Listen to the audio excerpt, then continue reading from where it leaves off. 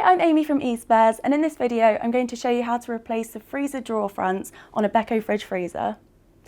Over time, the plastic fronts can become cracked or damaged due to cold temperatures. If yours are looking a little bit worse for wear, I'll show you how to replace them quickly and easily.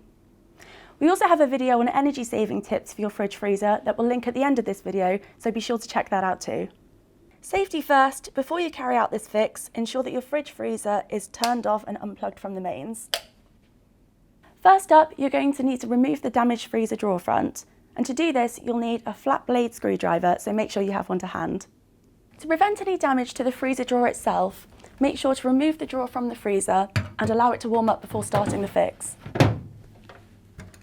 Located on the inside of the drawer are two tabs. As you can see, it looks like a semicircle retainer. Use your flat blade screwdriver to break this tab.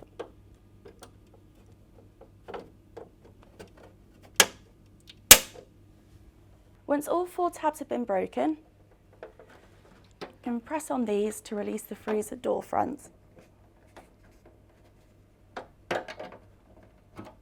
Then carefully remove the drawer front to avoid any damage. Then fit your new drawer front by placing it onto the drawer and clicking all four side tabs into place.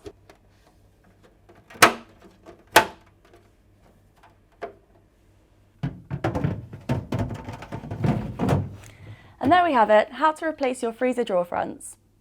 We also have a helpful video on energy saving tips for your fridge freezer, so be sure to go ahead and check that out as well. Also, make sure to subscribe to our channel for plenty more appliance repairs, maintenance videos and product demos. Thanks for watching.